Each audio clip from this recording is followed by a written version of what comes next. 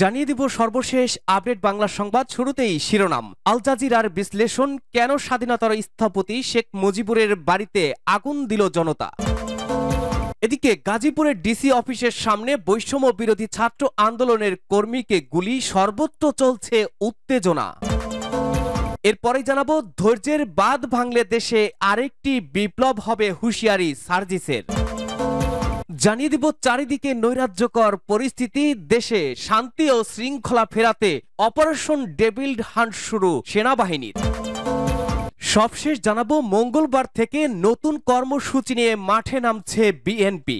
শুনছিলেন সর্বশেষ আপডেট বাংলা সংবাদগুলোর শিরোনাম, এবারে জানাবো বিস্তারিত।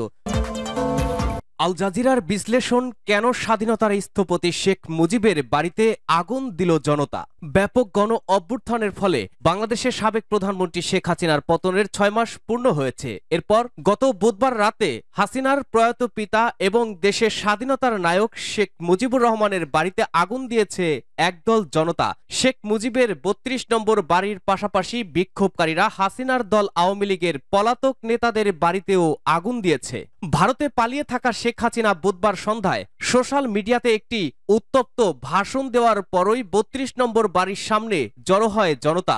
বক্তৃতায় হাসিনা তার সমর্থকদের নোবেলজয়ী ডক্টর মোহাম্মদ ইউনূসের নেতৃত্বাধীন অন্তর্বর্তীকালীন সরকারের বিরুদ্ধে বিক্ষোভের আহ্বান জানান। জুলাই আগস্টে হাসিনার বিরুদ্ধে বিক্ষোভের সময় ধানমন্ডির 32 নম্বর বাড়িটিতেও হামলা চালানো হয়। এর মাধ্যমে 15 বছরের শাসনের অবসান ঘটানো হয়। সরকারি চাকরিতে বৈষম্যমূলক কোটার বিরুদ্ধে ছাত্রদের আন্দোলনের মাধ্যমেই দেশে বিক্ষোভ শুরু হয়। সে সময় ছাত্রদের দমন করতে দেশব্যাপী সহিংসতার পথ বেছে নেওয়া হয়েছিল, যার ফলে পুলিশের সঙ্গে ব্যাপক সংঘর্ষ হয় এবং তাতে অন্তত 834 জন নিহত এবং 20,000-এর বেশি মানুষ আহত হয়েছেন।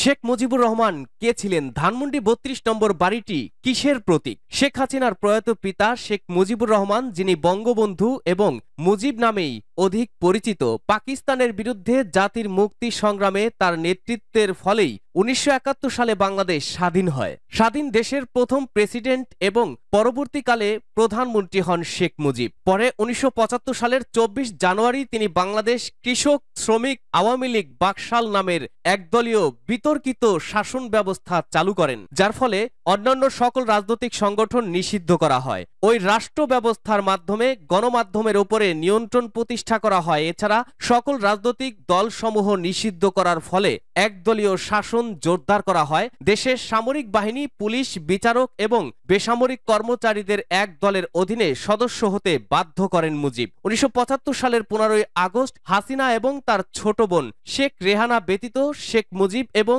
তার পরিবারের সকল সদস্যকে ঢাকার ধানমন্ডি 32 নম্বরের বাড়িতে এক সামরিক অভ্যুত্থানের সময় হত্যা করা হয়। সেই সময় হাসিনা এবং তার বোন রেহানা জার্মানিতে ছিলেন। তারা ভারতে আশ্রয় নেন এবং 1981 সালের মে মাসে হাসিনার বাংলাদেশে ফিরে আসার আগ পর্যন্ত সেখানেই অবস্থান করেন। ফিরে আসার পর হাসিনা 1981 সালের 10 জুন দেশের স্বাধীনতার স্মারক হিসেবে 32 নম্বরের বাড়িটিকে জাদুঘরে রূপান্তরিত করার ঘোষণা দেন, যা 1994 সালের 14 আগস্ট উদ্বোধন করা হয়। 32 নম্বরের সাম্প্রতিক হামলার কারণ কি? শেখ মুজিবের বাড়ি এবং অন্যান্য আওয়ামী লীগ সদস্যদের সম্পত্তিকে বছরের পর বছর ধরে দেশে কর্তৃত্ববাদী শাসন, দুর্নীতি এবং বিরোধী কণ্ঠ দমনের আইকন হিসেবে দেখে বিক্ষোভকারীরা। গত বছর হাসিনাকে ক্ষমতাচ্যুত করার পর থেকেই ধানমন্ডি 32 নম্বরের বাড়িটি ভেঙে ফেলার জন্য সোশ্যাল মিডিয়াতে প্রচারণা জোরদার করা হয়। গত মঙ্গলবার বিবিসি বাংলায় প্রকাশিত এক খবরে বলা হয়েছে যে বুধবার রাতে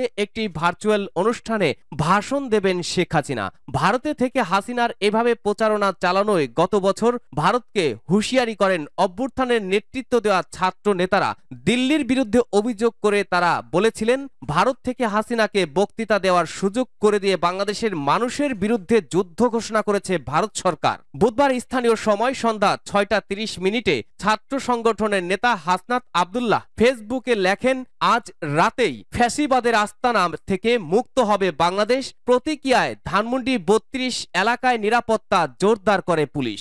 বুধবার সন্ধ্যার দিকে ধানমন্ডির 32 নম্বর মোড়ে পুলিশের ব্যারিকেডের সামনে জড়ো হন বিক্ষোভকারীরা। নিরাপত্তা জোরদার করতে সেনাবাহিনীর একটি দল পুলিশের সঙ্গে কিছুক্ষণের জন্য যোগ দেয়, তবে বিক্ষোভকারীদের সঙ্গে বিক্ষিপ্ত বাক বিতণ্ডার পর তারা সেখান থেকে সরে যেতে বাধ্য হয়। এরপর আওয়ামী লীগের অফিসিয়াল ফেসবুক পেজ এবং এক্সে নিজের লাইভ বক্তৃতায় অন্তর্বর্তী সরকারকে বেআইনিভাবে ক্ষমতা দখলের অভিযোগ করেন হাসিনা। এর বিরুদ্ধে প্রতিরোধ গড়ে তোলার আহ্বান জানান তিনি। এতে ক্ষোভে ফেটে পড়েন বৈষম্য বিরোধী ছাত্র আন্দোলনের সঙ্গে যুক্ত ছাত্র নেতারা। তারা লাঠি, হাতুড়ি এবং অন্যান্য সরঞ্জাম নিয়ে ৩২ নম্বর বাড়িটিতে ভাঙচুর চালান এবং আগুন ধরিয়ে দেন। এর পাশাপাশি অন্য কেউ ভবনটির মাটির সঙ্গে মিশিয়ে দিতে ক্রেন এবং বুলডোজার নিয়ে আসেন। এরপর বুলডোজার দিয়ে যখন বাড়িটি ভাঙা শুরু হয় তখন উল্লাসে ফেটে পড়েন বিক্ষোভকারীরা। তারা স্লোগান দিতে থাকেন, ফ্যাসিবাদের আস্তানা ভেঙে দাও, গুড়িয়ে দাও, দিল্লি না ঢাকা, ঢাকা ঢাকা, আবু সাইদের বাংলায় হিন্দুত্ববাদের ঠাঁই নাই।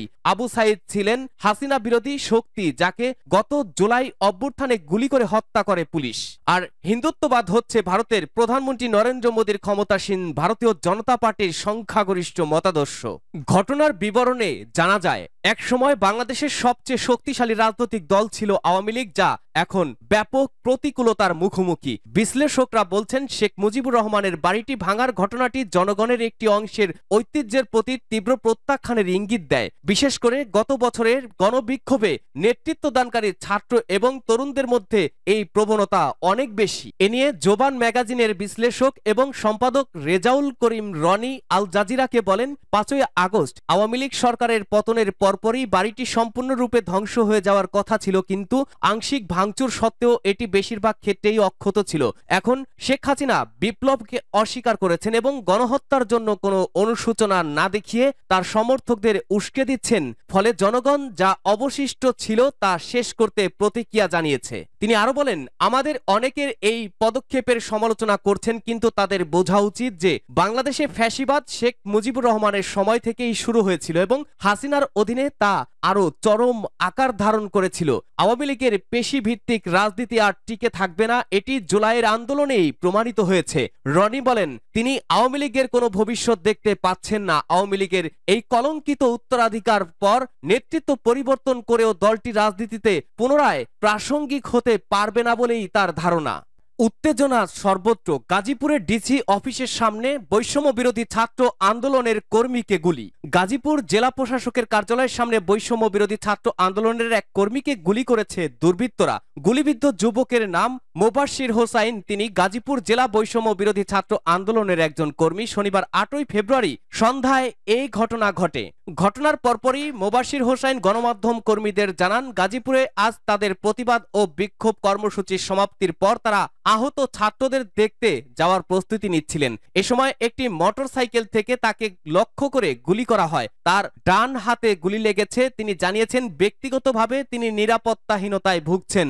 গাজীপুরের পুলিশ সুপারকে এ বিষয়ে অবহিত করা হয়েছে। পুলিশ এলে তাজউদ্দিন আহমেদ মেডিকেল কলেজ হাসপাতালে যাবেন। গাজীপুর মহানগর সদর থানার ডিউটি অফিসার এএসআই সামিউল ইসলাম ঘটনার সত্যতা নিশ্চিত করে বলেন, একজন মোটরসাইকেল আরোহী এসে গুলি করে পালিয়ে যায়। আহত শিক্ষার্থীকে গাজীপুর শহীদ তাজউদ্দিন মেডিকেল কলেজ হাসপাতালে ভর্তি করা হয়েছে। এর আগে গতকাল শুক্রবার রাতে ৭ই ফেব্রুয়ারি গাজীপুর মহানগরীর ধীরাশ্রম এলাকায় সাবেক মুক্তিযোদ্ধা বিষয়ক মন্ত্রী আকম মোজাম্মেল হকের পৈতৃক বাড়িতে হামলার খবর পেয়ে বৈষম্য বিরোধী ছাত্র নেতারা ঘটনাস্থলে গেলে আওয়ামী লীগ, যুবলীগ ও ছাত্রলীগের নেতাকর্মীরা তাদের উপরে হামলা চালায়। হামলায় ১৫ জন আহত হন। এর মধ্যে গুরুতর আহত ৫ জনকে উন্নত চিকিৎসার জন্য রাতেই ঢাকা মেডিকেল কলেজ হাসপাতালে স্থানান্তর করা হয়। এই হামলার প্রতিবাদে রাতেই গাজীপুর মহানগরে বিক্ষোভ সমাবেশ করেন বৈষম্য বিরোধী ছাত্র আন্দোলনের নেতারা। পরে আজ দুপুরে শহরের রাজবাড়ী সড়কে হামলাকারীদের দ্রুত গ্রেপ্তারের দাবিতে বিক্ষোভ সমাবেশ করা হয়। সমাবেশে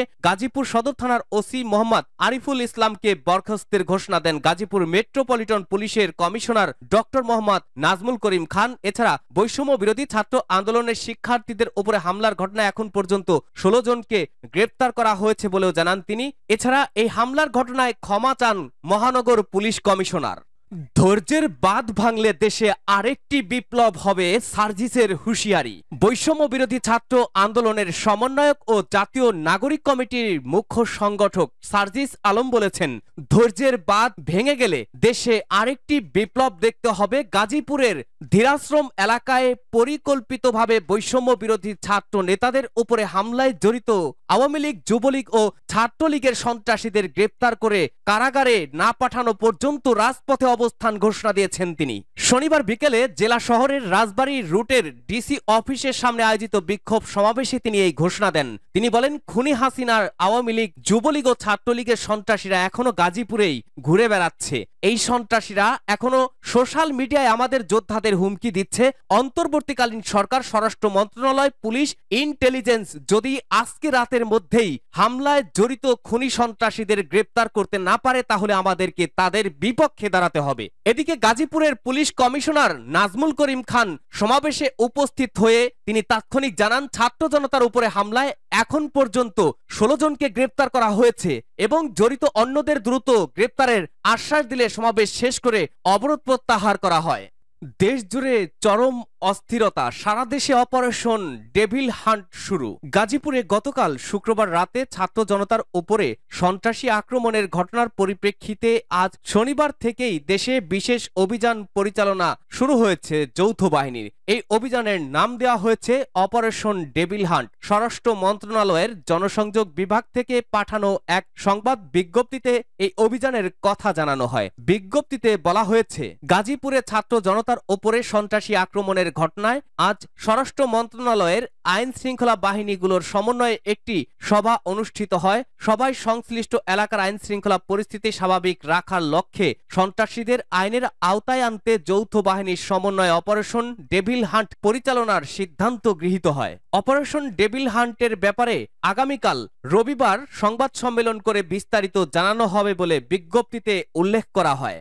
মঙ্গলবার থেকে নতুন কর্মসূচি নিয়ে মাঠে নামছে বিএনপি। বিভিন্ন জনদাবিতে মঙ্গলবার 11 ফেব্রুয়ারি থেকে রমজান শুরু হওয়ার আগ পর্যন্ত বিএনপির উদ্যোগে সারা দেশে জেলা ও মহানগরে পর্যায়ক্রমে সভা সমাবেশ অনুষ্ঠিত হবে। শনিবার 8 ফেব্রুয়ারি বিকেলে রাজধানী নয়াপল্টনে বিএনপির কেন্দ্রীয় কার্যালয়ে এক সংবাদ সম্মেলনে দলের সিনিয়র যুগ্ম মহাসচিব রুহুল কবির রিজভী এই ঘোষণা দেন। নিত্য প্রয়োজনীয় পণ্যের মূল্য বৃদ্ধি সহনীয় পর্যায়ে রাখার দাবিতে, অবনতিশীল আইন শৃঙ্খলা পরিস্থিতির উন্নতির দাবিতে দ্রুত গণতান্ত্রিক যাত্রাপথে উত্তরণের জন্য নির্বাচনী রোডম্যাপ ঘোষণার দাবিতে এবং রাষ্ট্রে পতিত ফ্যাসিবাদের নানা চক্রান্তের অপচেষ্টা মোকাবেলা সহ বিভিন্ন দাবিতে এই কর্মসূচি ঘোষণা করেন তিনি।